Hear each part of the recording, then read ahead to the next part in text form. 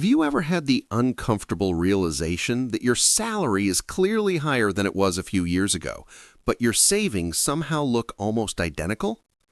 Not worse, not better, just strangely unchanged.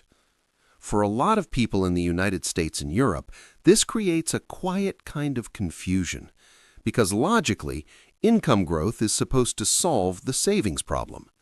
A better salary should create breathing room, less stress, a growing investment account, a visible sense of progress. But for many middle-class professionals, the reality feels far less satisfying.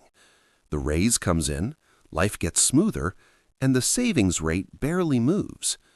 This usually doesn't happen because someone is reckless. It happens because modern professional life is extremely efficient at converting higher income into higher fixed costs. Take a realistic example. Imagine someone in their early 30s living in Chicago, London, Munich, or Amsterdam. A few years ago, they were earning around $60,000 a year, or the local equivalent.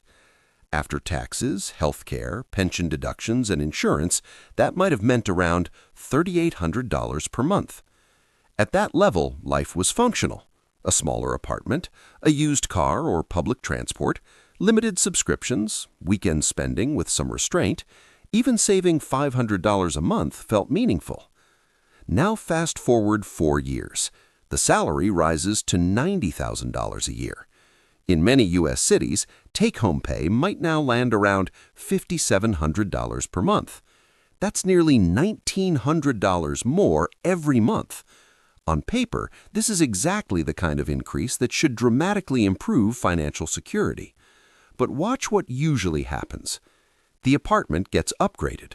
Not luxury, just a safer neighborhood, better commute, maybe more space for work from home. Rent rises from $1,300 to $2,050. That alone absorbs $750. Then comes transportation. The older paid-off car that was good enough gets replaced with something more reliable and modern. A financed payment appears, $480. Add insurance, fuel, maintenance, and parking. Now transportation may quietly cost $700 per month. Then the less obvious layers begin. The better phone plan, software subscriptions, gym membership, food delivery becoming normal, higher grocery standards, more office dinners, more weddings, more short trips, a nicer wardrobe because career visibility matters. None of this feels extreme. That's what makes it powerful. The hidden mistake is almost never overspending in the obvious sense. It's what happens when upgrades stop feeling like upgrades. They start feeling like identity maintenance. This is the real system flaw. As income grows, the brain slowly updates what it considers reasonable. A nicer apartment no longer feels expensive. It feels deserved. A car payment no longer feels like debt. It feels like reliability. Better clothes no longer feel optional, they feel professional. This psychological shift matters more than most people realize, because once the baseline changes, the raise disappears emotionally. Let's use simple math. Monthly income increase, $1,900. Now subtract higher rent, $750, transportation increase, $700, subscriptions and convenience, $200, social and lifestyle pressure, $150, clothing and work image, $100. That's $1,900 fully absorbed. The raise didn't fail.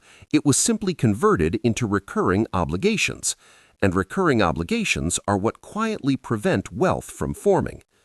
This is why people earning far more than they used to still feel financially static.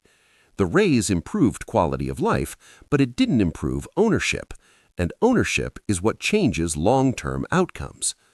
Psychologically, most people make this mistake because the brain measures raises in terms of relief, not leverage.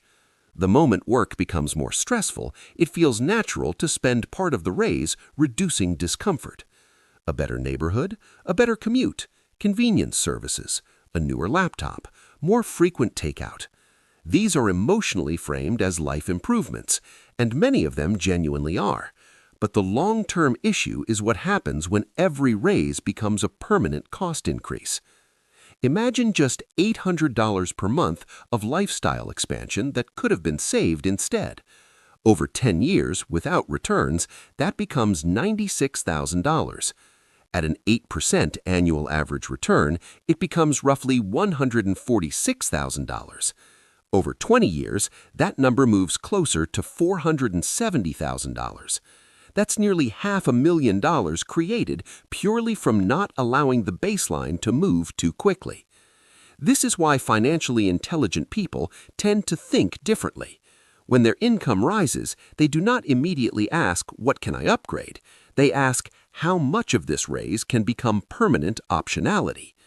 That mindset sounds small, but it changes the trajectory of an entire financial life. Optionality means the ability to leave a toxic job, the ability to handle emergencies, the ability to invest during market drops, the ability to take career risks, the ability to work later.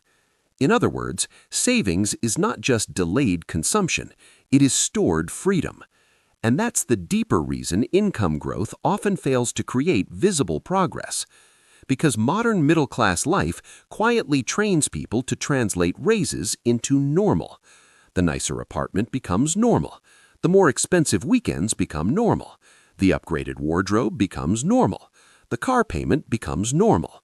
Once normal expands, starting starts to feel like sacrifice again, even though the salary is objectively stronger. That's the uncomfortable truth many people avoid. The issue is rarely low income. It's the speed at which lifestyle expectations rise alongside earnings. When the baseline moves as fast as income, the future never gains any real advantage. Financially intelligent people protect the gap. They allow some upgrades, but they defend the margin between old life and new income, because that margin is what compounds. That margin is what becomes investments. That margin is what eventually becomes time, peace, and freedom. And if savings still haven't changed despite a bigger salary, the problem may not be what you earn. It may simply be how quickly life expanded to meet it. If this changed the way you think about raises and savings, consider subscribing for more calm, reality-based finance psychology.